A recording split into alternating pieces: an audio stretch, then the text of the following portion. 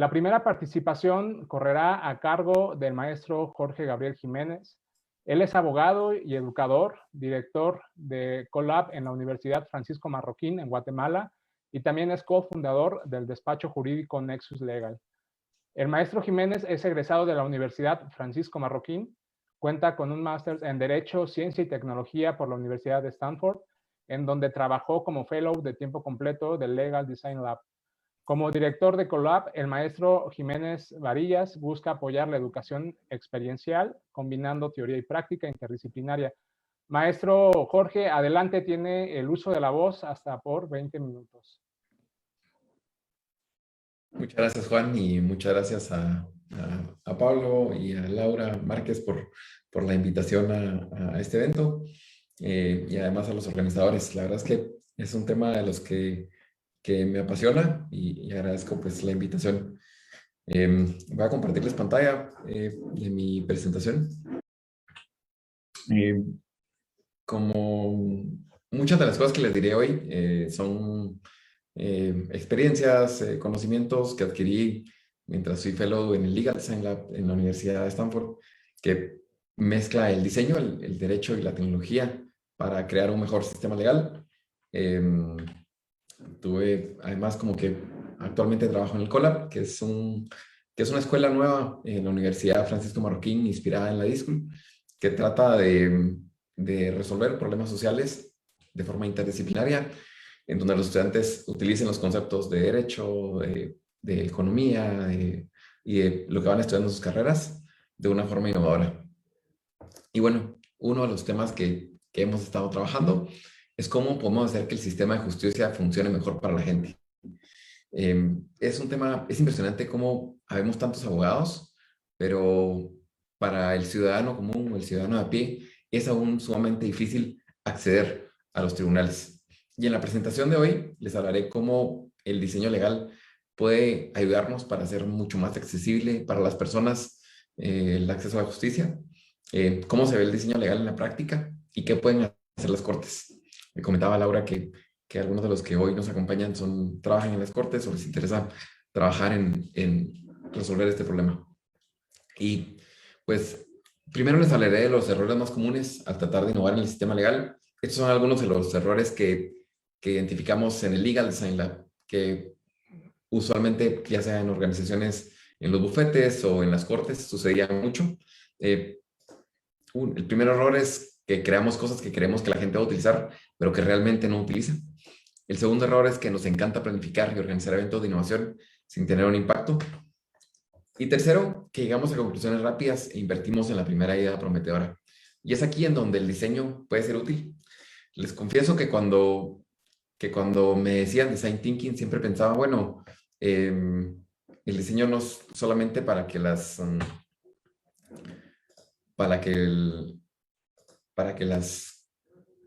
cosas se vean mejor. Y era lo que usualmente pensaba, y es lo que usualmente piensa la mayoría de las personas.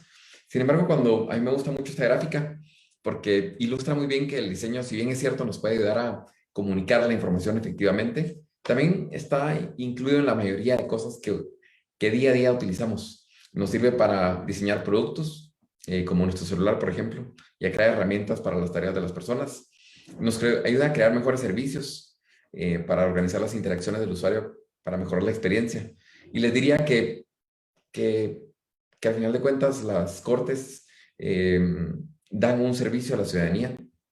También nos ayuda para influir en el comportamiento y cultura de una organización.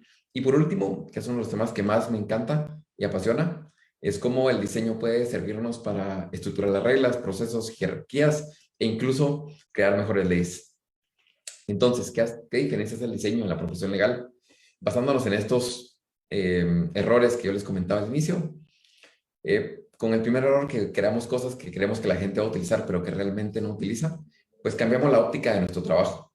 Siempre pensamos en los usuarios y trabajamos con la mira en sus necesidades y mentalidades. Por ejemplo, fue un ejercicio donde estábamos creando una nueva web para la Corte de California y pues la forma que se nos ocurrió era traer usuarios que pudieran establecer sus preferencias y dibujar sobre los conceptos iniciales que tenían. En cuanto al error que nos encanta planificar y organizar eventos de innovación sin tener un impacto, utilizamos un proceso deliberado. En lugar de trabajar alrededor de una mesa redonda, pues tratamos de utilizar procesos ágiles y eh, crear soluciones que se ajusten a las necesidades de un usuario. Tenemos a trabajar los abogados alrededor de ese tipo de mesas. Imagino que muchos pensarán, bueno, es la misma que utilizamos en nuestras oficinas legales, pero en el diseño tratamos de utilizar la colaboración radical. Tratamos de poner nuestras ideas, de ser muy visuales en lo que hacemos. Tratamos de crear prototipos de baja fidelidad cuando creamos un concepto o una solución y los testeamos rápidamente. Este sería como que muy rápidamente los procesos que utilizamos y eso nos ayuda a crear soluciones que sirvan mucho más para la gente. Y en cuanto a llegar a conclusiones rápidas que invertimos en la primera idea prometedora, cada vez que creamos un concepto, tendemos a crear una espiral de prototipado y testeo. ¿Qué significa esto? Que testeamos con los usuarios reales cómo si esta solución serviría para ellos. Y esto porque queremos llegar a soluciones rápidas y testeándolas sin planearlas mucho. Me gusta mucho esta imagen, que es una imagen de David Kelly, en donde del lado izquierdo pueden ver el costo de hacer un proyecto y en el lado derecho como que el tiempo que nos tomamos en hacerlo. En la medida en la que prototipamos, fallamos y aprendemos de estos testeos, pues el costo, digamos, de desarrollar un proyecto, ya sea en una corte o en una empresa o en nuestro despacho legal, pues va a ser mucho menor. Y es por eso que en el diseño tratamos de hacer esto desde una etapa muy temprana, para que no sea muy tarde en el momento en el que estemos testeando. No tienen que ser prototipos, digamos, sumamente elaborados, prototipos de baja fidelidad, utilizando plasticina y este tipo de cosas, que eran los que utilizamos usualmente en Stanford o en la mayoría de agencias de diseño, son los que sirven al final para testear nuestras ideas y ver si sirven para el usuario. Y pues el diseño legal es, digamos, un nuevo enfoque de cómo resolver los problemas legales. Es lo que les comentaba anteriormente, son algunas de las cosas y herramientas que utilizamos en el proceso de diseño. Y este es el proceso de diseño que pues Stanford en la D-School pues ayudó a, digamos, a poner en una imagen y a enseñarla a sus estudiantes, que empieza por empatizar, definir el problema, idear, prototipar y testear. Sin embargo, hay muchísimas formas de hacer el proceso de diseño. Les diría que no hay una, y la idea es que cada uno vaya viendo qué le funciona, pero lo importante son las mentalidades. La mentalidad de siempre pensar en el usuario, la mentalidad de prototipar, la mentalidad de testear, la mentalidad de movernos de lo concreto a lo abstracto, la mentalidad de navegar la ambigüedad, por ejemplo, son muy importantes independientemente del proceso de diseño que utilicemos. Y pues, ¿qué hacen los diseñadores? Usualmente los diseñadores utilizan etnografías, mapas de empatía, bocetos, prototipos para solucionar necesidades humanas. Y es ahí donde, bueno, ¿qué hacen los abogados? Los abogados administran el riesgo jurídico y reducen los costos de transacción. Y cuando unimos pues ambos mundos, lo que hacemos es mejorar el sistema legal. Administramos el riesgo jurídico y reducimos los costos de transacción, pero pensando siempre en las necesidades humanas y pensando siempre y teniendo empatía en las personas, mezclando el mundo de diseño con el mundo legal. ¿Quiénes utilizan el diseño en la industria legal? Les diría que la mayoría de los que lo utilizan están en la industria privada. Hay algunas firmas grandes como Baker McKenzie que lo han utilizado a escala global. De hecho, Baker fue una de las primeras firmas que lo utilizó. También hay muchísimas facultades y universidades que actualmente enseñan legal design. Le diría que en todos los continentes, a pesar de que fue un tema que empezó en Estados Unidos, ahora se enseña diseño legal para muchas cosas. Este, por ejemplo, es un taller de Visual Advocacy para litigantes. Está la Alianza de Diseño Legal, que une a abogados, diseñadores, tecnólogos y académicos que están constantemente haciendo eventos y actividades de la cual los invito a participar. La barra de la American Bar Association, pues este fue uno de los primeros artículos que publicó sobre el legal design y cómo podía ayudar para las escuelas de derecho. El año pasado pues fue publicado un artículo en una revista más prestigiosa de MIT. Y así le diría, por ponerles algunos ejemplos, la verdad es que Legal Design ya ha probado que es algo que funciona, que ayuda a la profesión legal y que un sinnúmero de abogados alrededor del mundo lo utilizan hoy. Y, y bueno, probablemente se preguntarán para qué tipo de problemas legales es útil el diseño. El diseño es útil para mejorar la comunicación de las políticas, contratos y comunicaciones legales.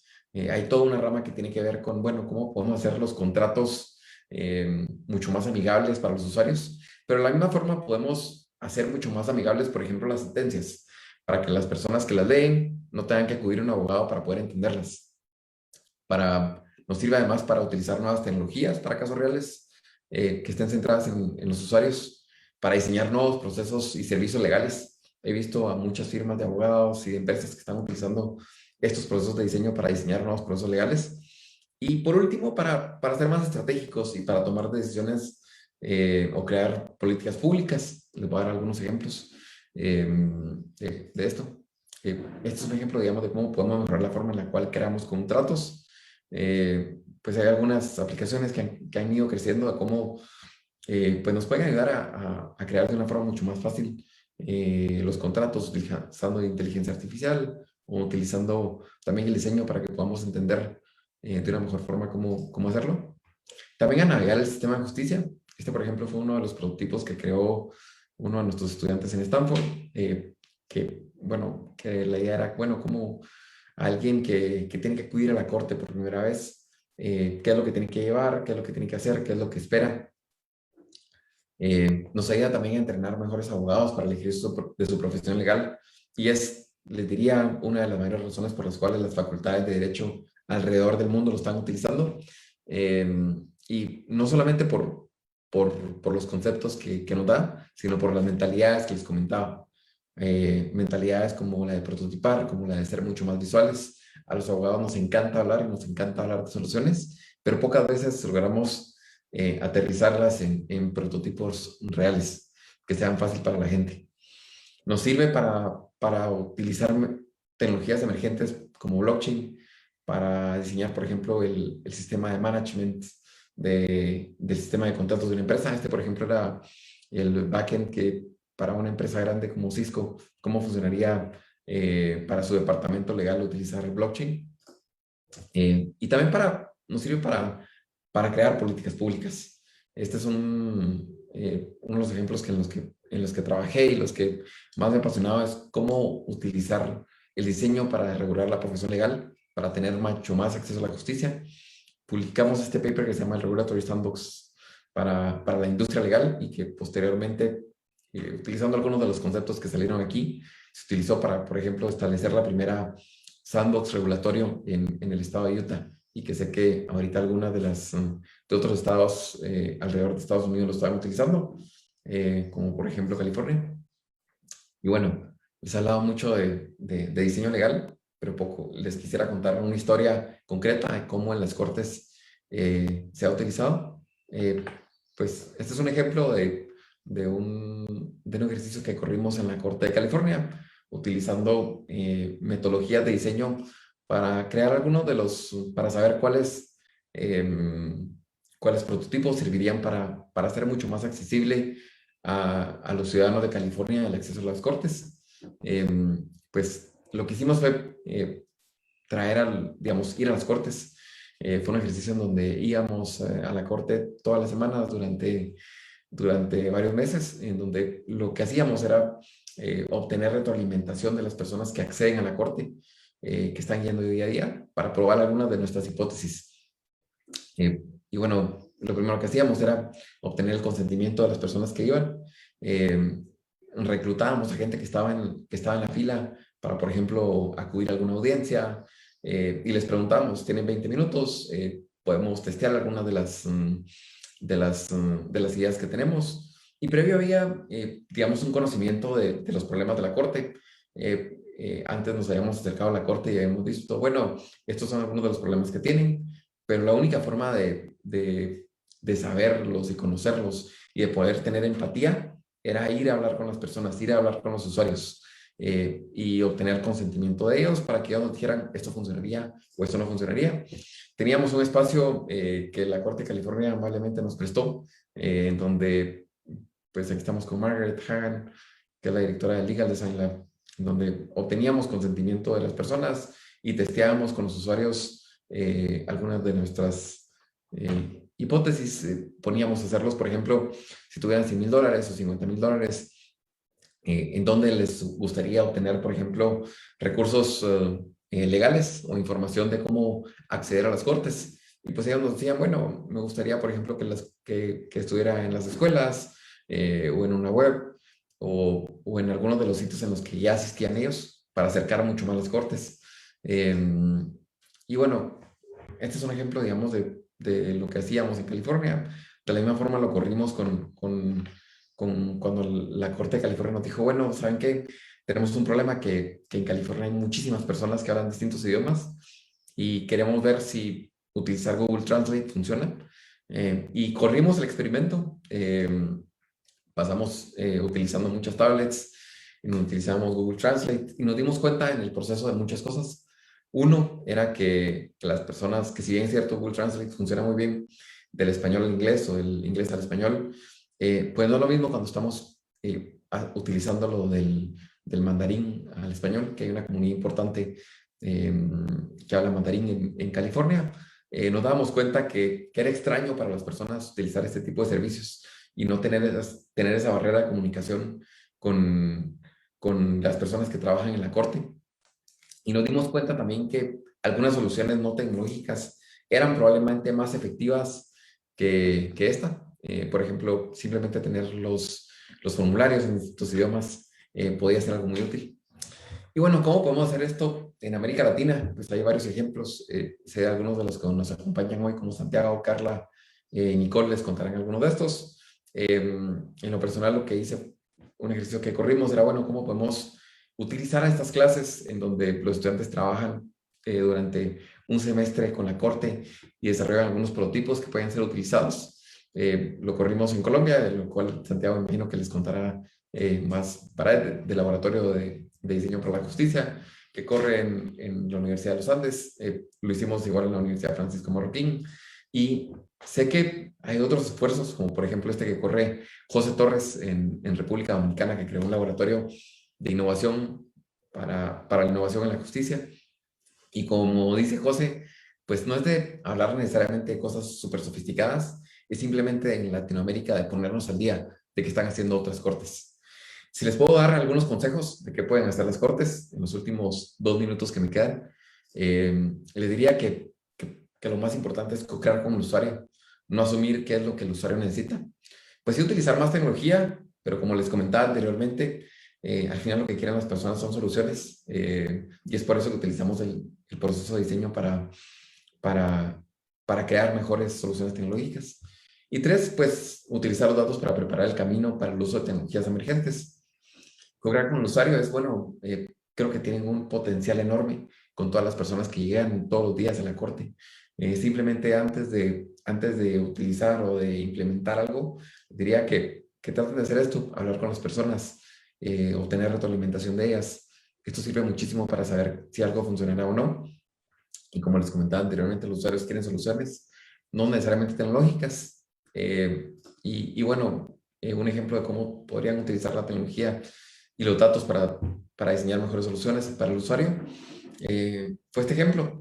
Sabíamos que la inteligencia artificial, por ejemplo, tiene muchísimo potencial para que las personas puedan tener un mayor acceso a la justicia.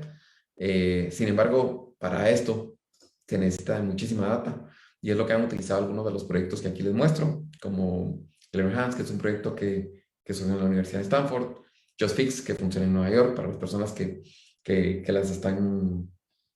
se puedan defender mejor en la corte, el lab de desalojos de la Universidad de Princeton, y así muchos ejemplos. Utiliza muchísimos datos, y quienes más tienen datos para utilizar o crear este tipo de tecnologías son las cortes. Y es algo en donde se pueden preparar para posteriormente pasar a un siguiente paso de utilizar este tipo de tecnologías emergentes. Y Y pues este es uno de los casos que me gusta utilizar de ejemplo, donde utilizamos inteligencia artificial para ayudar a las personas. Eh, Utilizamos una base de datos de Reddit, en donde las personas en Estados Unidos pues tenía muchas dudas. Por ejemplo, si me quiero divorciar, ¿qué es lo que puedo hacer? Si alguien me quiere desalojar, ¿qué es lo que puedo hacer? Utilizamos toda esta data para crear un bot en donde las personas pues eh, pueden conectar los servicios legales de una forma mucho más fácil. Y bueno, esto es algo también de lo que estamos explorando en el COLAB, en la Universidad Francisco Marroquín, y no puedo dejar de invitarlos a la Legal Design Alliance, esta es su web, y pues fue un gusto utilizar estos 20 minutos para hablar sobre el diseño legal y el acceso a la justicia, y estoy a las órdenes para las dudas y comentarios que tengan.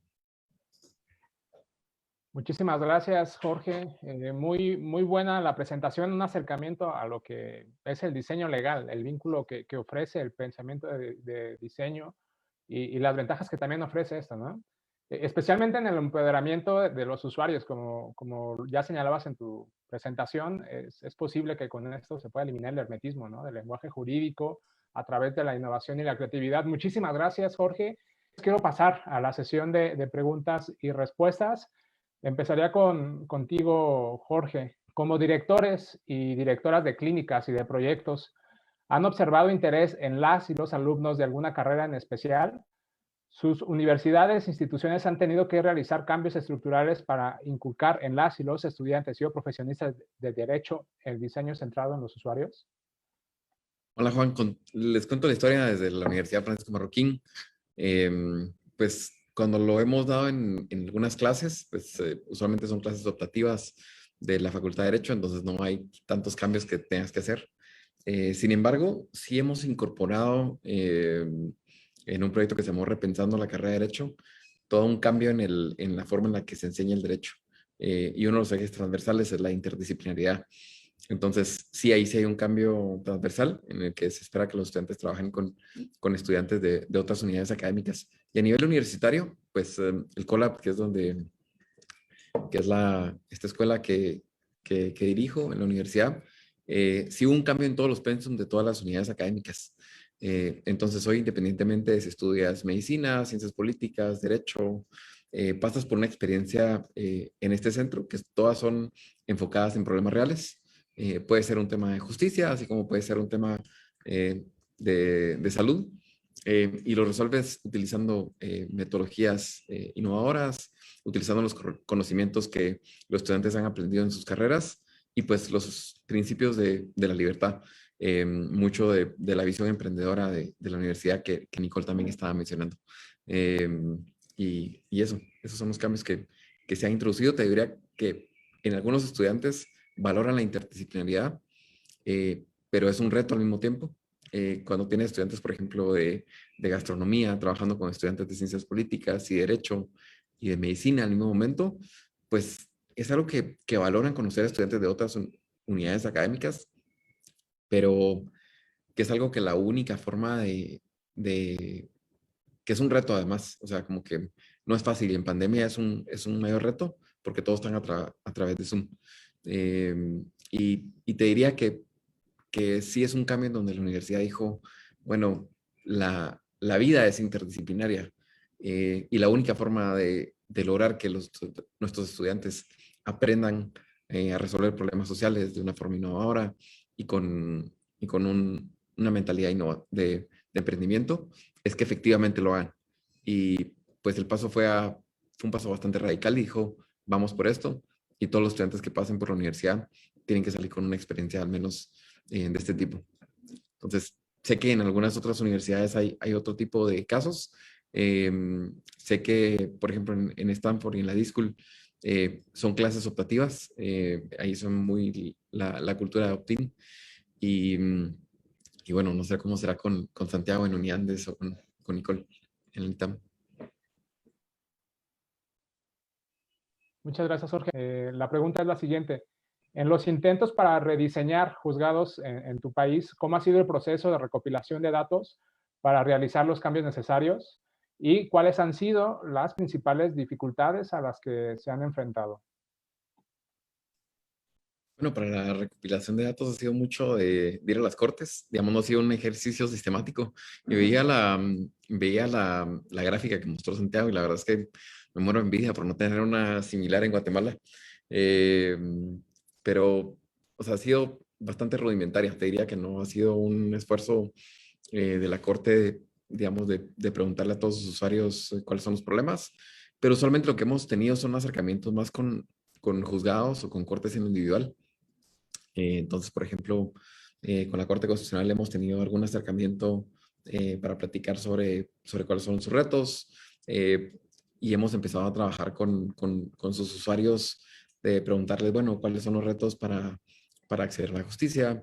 Hemos hablado con los operadores internos y ha sido más de hacer entrevistas, de conocer así como que cuáles son los problemas. Y posteriormente hemos pasado por una fase bueno, quizás esto funcionaría, y es ahí donde empezamos la siguiente fase, que es la fase bueno, de testear cuáles de estas soluciones funcionarían, y ha sido mucho bueno, nos movemos en el mundo legal y es relativamente fácil conseguir a un grupo de abogados o de usuarios de la corte que te dé retroalimentación. Tratamos de, en algunos casos, buscar usuarios extremos que nos digan, bueno, aquella persona que está viviendo en, en, en el interior del país, en una comunidad sumamente alejada y quiere acceder a la corte, cuáles son sus limitaciones, que eso también nos ayuda, digamos, para diseñar mejores servicios. Y te diría que muchos de los retos de los datos ha sido esto, que no hay un esfuerzo institucional por saber muchos de sus problemas. Muchos de los problemas, la forma de obtenerlos han sido de forma rudimentaria. También usualmente las cortes, y digamos, con una razón lógica y valedera, también son eh, muy escépticos de darte los datos de todas las sentencias.